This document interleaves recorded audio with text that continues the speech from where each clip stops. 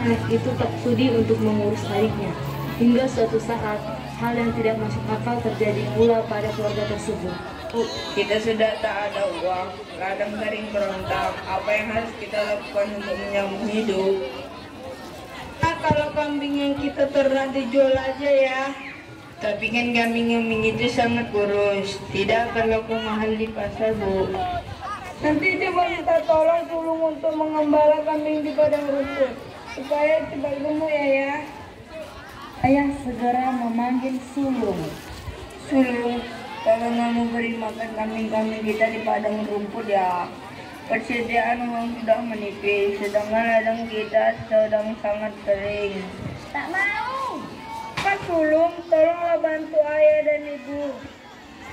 Rencananya kambing akan ayah jual di pasar untuk pemasukan kebutuhan kita.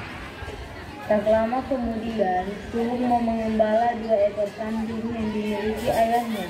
Namun, tak sampai di padang rumput yang dituju, Sulung memutuskan untuk tidur di bawah sebuah pohon hingga sore. Dan ketika bangun, kambing yang dititipkan ayahnya sudah lari entah kemana.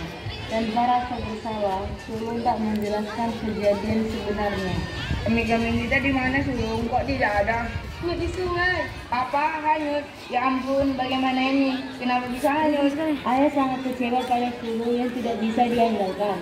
Padahal semua hal yang dimintanya adalah demi kepentingan hidup bersama-sama, yaitu demi kebutuhan pangan.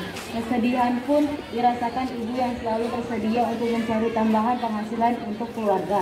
Tanpa pikir panjang, ayah segera berangkat ke hutan untuk melihat perangkap yang sengaja dipasang untuk menjaga hewan yang ada di sekitar hutan.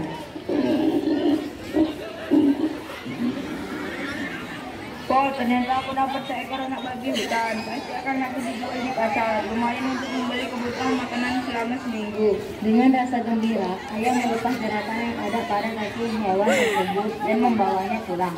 Namun hal tak terduga terjadi sebelum ia keluar dari hutan. Ia diserang 2 ekor induk babi yang penuh amarah melihat anak mereka ditangkap. Serangan babi tersebut tak kuasa tertahan, sehingga ayah Sulung terkapar tak berdaya.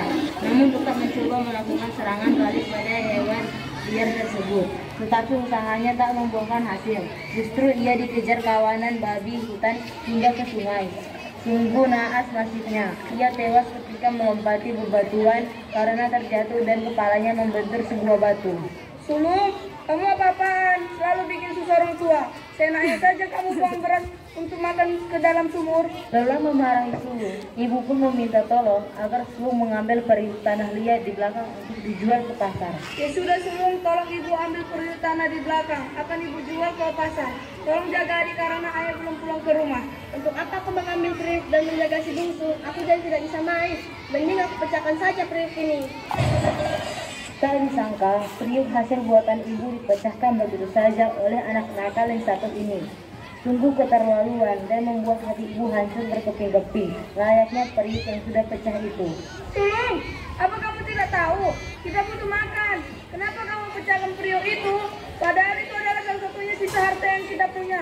Sungguh terlalu. Sulung justru membentak ibunya dengan nada tinggi yang tak terkira. Sikap Sulung itu sangat keterlaluan pada ibunya.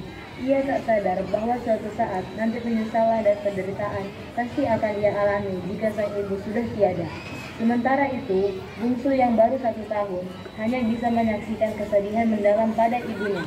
Jika sudah sebesar Sulung, mungkin adiknya itu akan berinisiatif untuk menolong ibunya. Tak lama kemudian, salah satu tetangga datang di tengah rumah itu. Bu, saya ingin menyampaikan informasi bahwa suami ibu ditemukan sudah tak bernyawa di tepi sungai. Saya beserta warga lain turut berduka cita sedalam-dalamnya atas kepergian almarhum. Innalillahi wa innalillahi raji'un. Namun, kenapa Rasul dan kesedihan dari wajah Sulung? Ia justru berpikir bahwa tanpa ayahnya, ia berarti bebas karena tidak ada yang nyuruh-nyuruhnya lagi.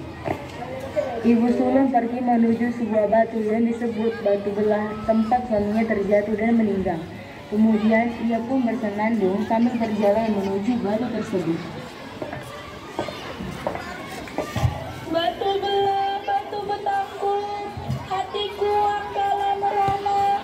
Batu belah, batu betangkung, bawalah aku. sesaat bertiup kencang dan membuat ibu Sri terperangkap di batu belah yang tidak bisa terbuka kembali untuk selamanya. Menyadari ibunya telah tiada, sang sulung pun sangat menyesal. Ibu, maafkan aku. Ibu, kembalilah. Ibu, aku menyesal, Ibu. Sambil berhenti dan terus menerus memohon ibunya kembali, usaha sulung tetap sia-sia. Batu belah kini tertutup dan ia tak akan bisa bertemu ibunya.